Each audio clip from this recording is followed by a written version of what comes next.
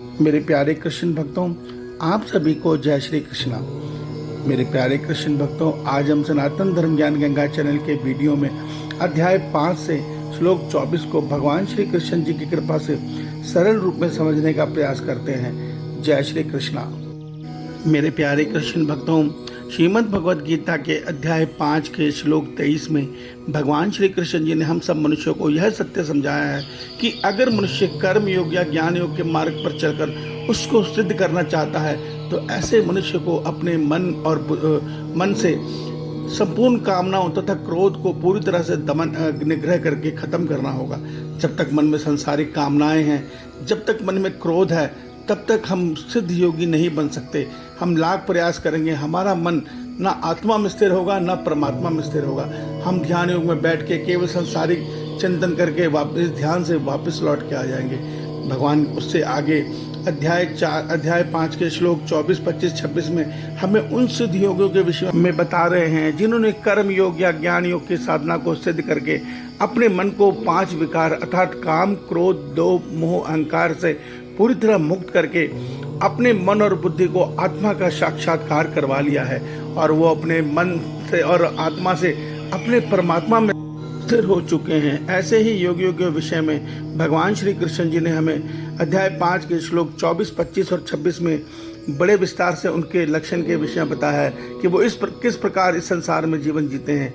आज के अध्याय 5 के श्लोक 24 में भगवान श्री कृष्ण जी हमें अर्जुन के माध्यम से यह सत्य बता रहे हैं कि हे अर्जुन, जो पुरुष अंतरात्मा में ही सुख वाला है, आत्मा में ही रमण करने वाला है तथा आत्मा में ही ज्ञान वाला है, वह सच्चिदानंद घन परम परमात्मा के साथ एक ही भाव प्राप्त होकर सांख्य योगी शांत ब्रह्म को प्राप्त होता है।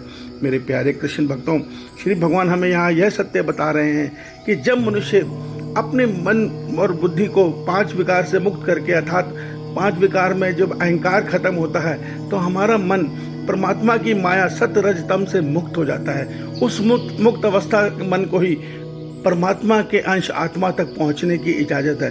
तो ऐसा मन जो प्रकृति के तीनों गुणों की माया से मुक्त हो चुका है, वो मन आसानी से आत्मा में स्थिर हो जाता है। भगवान कहते हैं वो मन आत्मा के सुख को पाता है अर्थात वो आत्मा के आनंद को पाता है। फिर वो मन और आत्मा परमात्मा में स्थिर होकर वो आनंद को परमानंद में बदल देते हैं और वो पारलौकिक परमानंद इस संसार के समस्त सुखों से करोड़ों गुना ऊपर बहुत ही दिव्य आनंद होता है। उसके बारे में कोई योगी अपने मुख से उसके बारे में नहीं बता सकता। वो एक दिव्य एहसास है जिसके विषय में बताना असंभव है। भगवान कहते हैं ऐसा मनुष्य आत्मा में ही रमण करता हुआ सदैव आत्मा के ही परमानंद में खोया रहता है और सच्चिदानंद परमात्मा से एक ही भाव हो जाता है। वह सांख्य योगी, इसको भगवान सांख्य योगी इसलिए बोल रहे हैं कि जब हम ध्यान साधना के द्वारा अपना आत्म साक्षात्कार कर लेते हैं तो ऐसा मनुष्य सांख्य योगी अर्थात ज्ञान योगी कहलाता है। तो भगवान कहते हैं ऐसा ज्ञान योगी शांत ब्रह्म को प्राप्त होता है अर्थात परम धाम में परम पिता परमेश्वर के साथ निश्चित उसका मिलन होता है। उसका जन्म मरण चक्र टूट जाता है। वह सदैव के लिए आत्मा रूप से अपने परमात्मा से मिलकर इस सृष्टि चक्र के जन्म मरण चक्र से दूर हो जाता है। मेरे प्यारे कृष्ण भक्तों, यही लाभ है संसार के माया से मुक्त होकर जब मनुष्य अपने भीतर की यात्रा करता है तो उसको परमात्मा से मिलन निश्चित होता है। ईश्वर आप सबका कल्याण करे। आपका दिन शुभ हो। जय श्री कृष्णा।